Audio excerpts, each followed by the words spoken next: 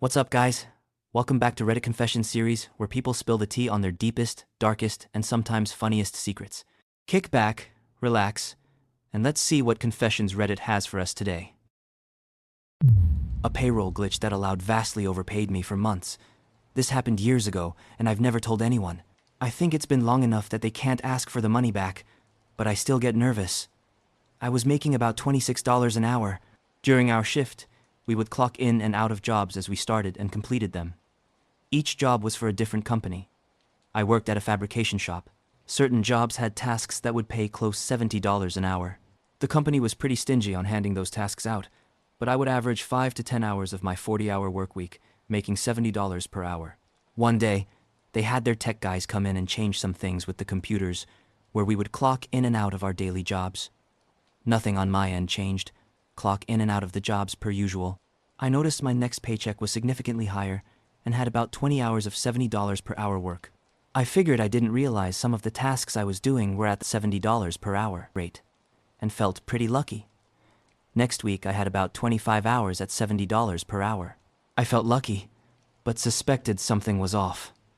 The third week, I mentally tracked all the tasks I did that were considered $70 per hour work, and I was at about 10 hours for the week. Nope, another 22 hours at $70 per hour. I definitely knew something was off at that point, but I kept my mouth shut.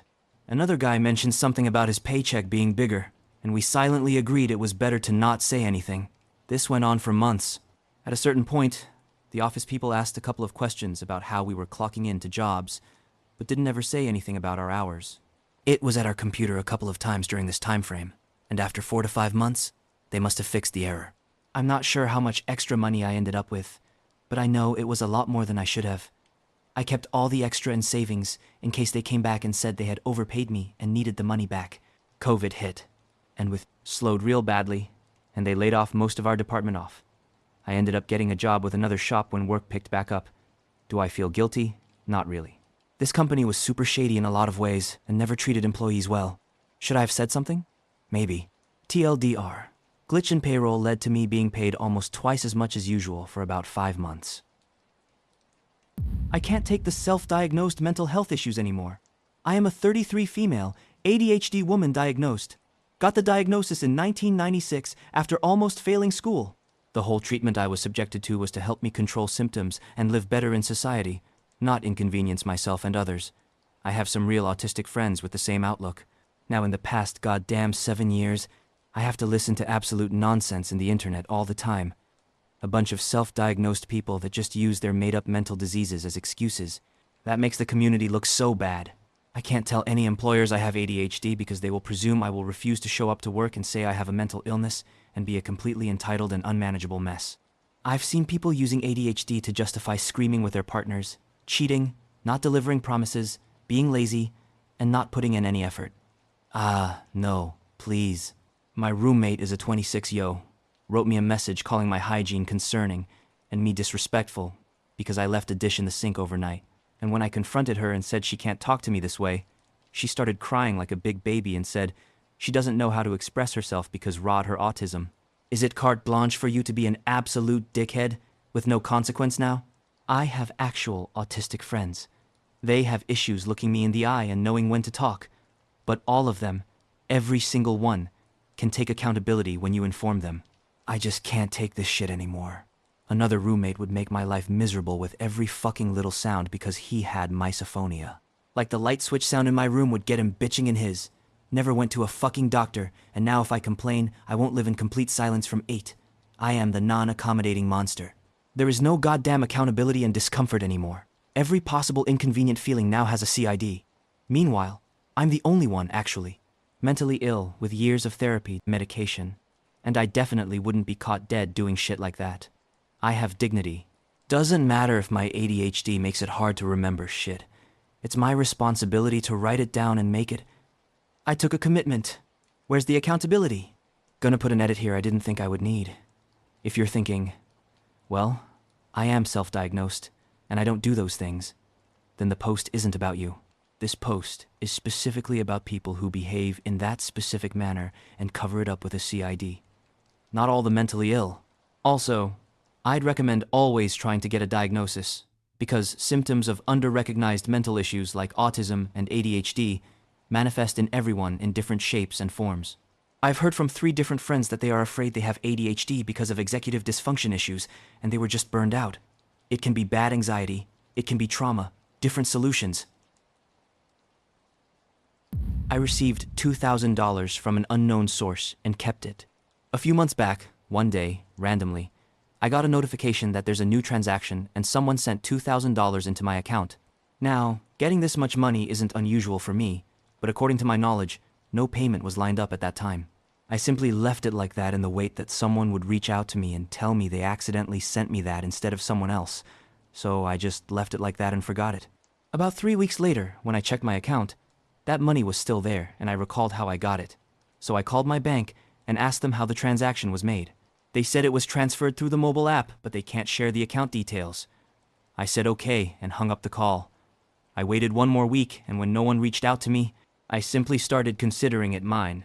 Although I haven't spent it, they're still in my account, even after like 5 months. I catfish married men.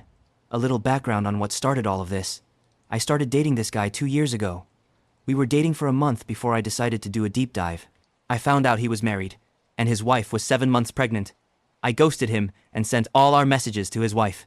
They ended up staying together, but 6 months later, I still saw he was active on dating apps Reddit. I sent those to her, and she filed for divorce him then. So, for the past 2 years, I've trolled the adultery cake eaters R4R forums on here looking for some of the vilest posts to see if I can connect with the men in hopes of outing them. Most of the stories these men post are either fake or played up to make them look like they are being successful. It's pathetic, to be honest. But once I have enough information and tell them the truth about what I'm going to do, the begging starts. The more they beg and plead for me not to ruin their lives, the funnier it is to me. All of them have offered to pay me not to send info to their wives. One guy offered me $10K. I was shocked at how far they are willing to go to not get caught. You would also think that this process would take time, but it's usually only a couple of days, with some pictures exchanged, and they are eating out of my hand. The longest I took on one guy was 2 weeks. He was being extra cautious because, surprise, this was not his first time cheating. My total count so far is 24 men. The wives' reactions have been a mixed bag. Some decide to stay and work it out, and a couple ended up just blocking me. Out of the total, 8 of those women were pregnant. I currently have 3 wives sitting on the information I sent them that they are planning to use in their divorces. I'm posting now as the end of an era, as I'm getting into a serious relationship and cannot continue. Honestly, if you are moderately attractive, you can also do this. Cheaters, you are safe for now. But one day, you will come across someone like me. Edit. It. I felt good to finally get this off my chest. I have not been able to talk to a single soul about this. I'm going to delete this account now. And I've already deleted my catfish account. I think my BF would be a little sketched that I put this scary amount of time into this. I didn't realize skinny privilege was a thing until I went from obese to fit, and I absolutely hate it. So, I, 21, have been on a weight loss journey since New Year's. I went from obese, 5'4", and 187 pounds, to fit. I remember when I was bigger, I got treated awful, even by some friends. I got called a whale, was the punchline to a lot of fat jokes, was always talked over, told I was annoying, etc. I was also told to go to the gym multiple times, but when I did, I was told to go home and eat a burger because we all know you're not going to stick to it by a gym, bro. Overall, I felt awful about myself, and my mental health was in shambles. The night before New Year's, my fiancé, 23, male, and I got invited to a party. When we got there, my friend's boyfriend had already had too much to drink, and out of literally nowhere, he called me an annoying, ugly fat bee and implied I was the DUFF. I started crying and realized enough was enough. I had been called fat for the last time. On New Year's, I got my calories down to 1,200 and started going to the gym 5x a week. Slowly, the weight started to fall off, but it got more rapid the longer I was on the diet. I also developed a pretty bad ED and body dysmorphia along the way, but recovered after a few months of therapy. Now, in November, I am 129 pounds, having lost nearly 60 pounds. I had been pretty overweight since I was around 13 and was so used to the treatment I had prior that I had no idea how things would change for me. I went from being talked over to everyone stopping and letting me talk. I went from being called annoying to chill. I went from being rejected by several men, and even laughed at for having the audacity to shoot my shot, to men coming up to me and asking for my number. I went from being the only one men didn't introduce themselves to one of the first ones at bars, when my fiancé and the other guys in our group would walk off and go do their own thing. I went from being called fat to beautiful.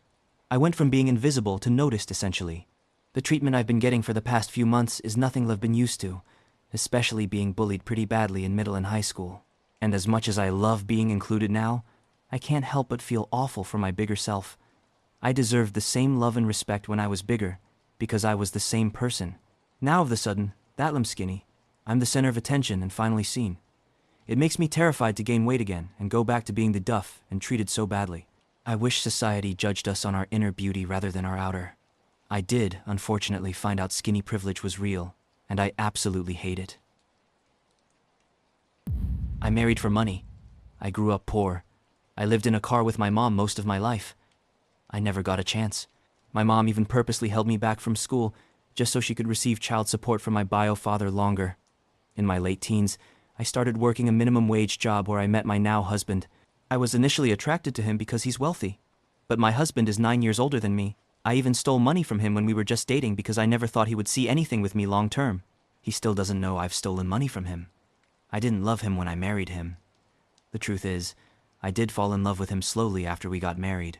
I knew the only way I could have a better life was by using him as a ticket to finally live above my means. My husband is a 7-figure earner. I used him to gain a college education. He put me through school. I have my BA in communication studies. I don't have any debt. I have traveled a bit too. I learned I don't like traveling though. Dealing with language barriers is just a lot, and makes the trip extremely stressful. And after you see so many places, it's just another museum, statue, or river, just in a different location. I did work after I got my degree. I worked in marketing, and I didn't like it. I dabbled in other types of work, but I didn't want to work anymore. And my husband said I'll never have to work again if I don't want to. And I loved that. I used to feel bad because I didn't have any ambition or work drive, but honestly, nobody in this world would want to work a boring 9-to-5 job if they didn't have to either. So I don't feel bad anymore. My husband did cheat on me a couple of times throughout our marriage, but I don't care. I'm staying because I need to survive. I really don't care for love. Love doesn't pay for your bills or your lifestyle. I grew up in poverty, and I'm never going back to that. I retired from working in my 20s, and I don't regret it. I do have children, and I love them so much. I also reconciled with my mother, and I bought her own place near my house. Marrying for money sucks, and I do not recommend it. Married a 40-year-old when I was 19. Started dating when I was 17. Yes, it was gross, but that's what happened. The only reason he married me is because I was hot.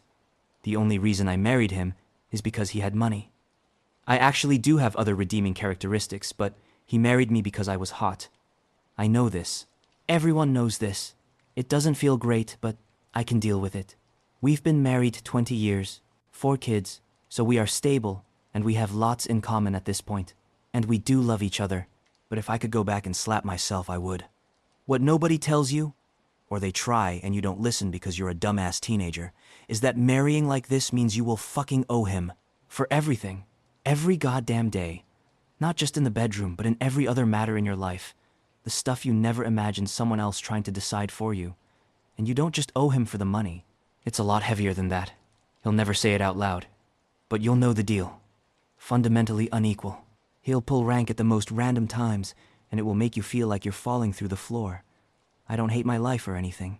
I accept that I made this bed and I have to lie in it, but I wouldn't recommend it to anyone else. My oldest daughter is 2 years younger than I was when I met my husband, and I can't imagine. My girlfriend was poking holes in my condoms. I, male 25, and my now ex-girlfriend is female 22. We've been together for a few years, and everything was going great until she started pressuring me to get married and have kids.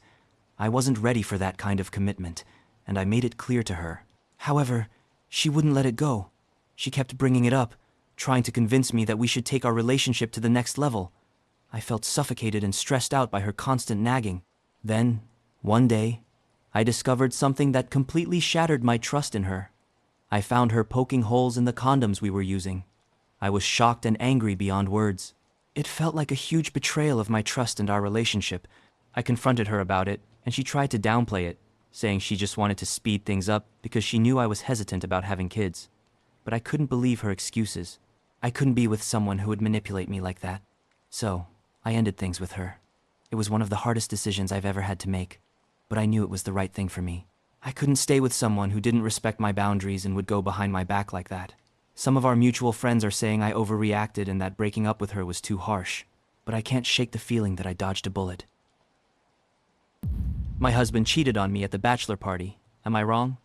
12 years ago, we got married. I didn't want to know all the details of his bachelor party, like already know strippers were going to be all over him. But in short, I know his bachelor's was typical. He went to a strip club, he got very drunk, and they rented a bunch of hotels to sleep over the bar across the street. So, that's all I really knew. But he never told me that he slept with his mail-ordered slut. His friends hired 2 escorts for my husband to choose from, and he chose the better-looking one. We reunited with one of his friends, and in conversation, that came up. My husband looked unhinged while my friend was telling the story. I stopped and said, "You did what?" I kept yelling and cursing at him, and he was so confused why I was acting ghetto on him. I told him he cheated on me, but he got mad at me for such an accusation. He said this is literally what bachelor parties are for. You are stuck sleeping with only one woman for the rest of your life, so you have to get it out and bang a really hot one on the bachelor party. I was like, huh? I literally never heard of this, but I'm also not accustomed to American traditions, so IDK if this is actually true. But from the movies, it sometimes looks like he is telling the truth. It sounds crazy though. For my bachelorette party, I just got an expensive hotel room with all my girlfriends, and we got drunk and enjoyed ourselves. I just feel so betrayed.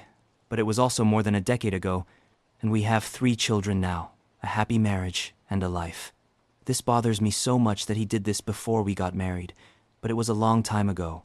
And next time, I will never say a man is allowed to go to a bachelor party is to cheat on your soon-to-be wife? I am just so shocked that this is normal in Western wedding traditions. My stepdad got in a fight to protect me, and I feel different about him now. Sorry if this doesn't belong here. I don't have anyone else I can tell. I'm 19 and a guy. My mom married my stepdad when I was 14, and we've always gotten along. My dad died when I was 11, and to be honest, I'm still working through the relationship we had. I've always had this fantasy that he was an amazing dad, but if I'm honest, he was abusive. He made me fight a 3-year-old when I was 10. When I said I was scared, he told me I was being a pussy. When I didn't win, he was disappointed in me. When my mom married my stepdad, we kept to ourselves at first, but he's honestly twice the man my dad was.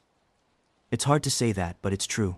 The one thing he said to me before he married my mom was that he'd never hurt us and always protect us. It's been 5 years, and he's kept his promise. He's always been amazing to my mom and me, and I admit that he spoils me sometimes. He'll take care of my chores for me and gets me whatever I want, even if I don't ask him for it. If he hears me talking about something, he'll just get it for me. He always asks if I have enough money, and if I don't, he'll transfer money into my checking account. We don't really talk about personal stuff, but he's always said I can talk to him about anything whenever I feel like it. Today, we were at the store, and an older guy accused me of giving him a dirty look while we were in the parking lot. I didn't know what he was talking about, and told him I didn't even look at him, but he shoved me to the ground. My stepdad jumped in so fast that I didn't even see what happened. I heard him hit the guy, and when I got up, the asshole was on the ground looking scared and holding his nose. My stepdad was shouting at him in a scary voice. "You don't ever put your hands on him." He helped me up, and the guy got back in his car and sped away. After that, he didn't want me to leave his sights in the store. The whole way home, he kept apologizing, that he didn't step in earlier and telling me he never wanted me to see him fight. I've never even seen get mad or raise his voice. It was scary, but it also made me feel so weird. I can't explain it, but it feels like I finally know how much he loves me. We never say it to each other, but I always knew how he feels. When we got home, I told him I love him for the first time, and he gave me the hardest hug I've ever had, and I almost started crying. And that's it for today's Reddit confessions. Some of those were absolutely wild. I'm still processing a few of them.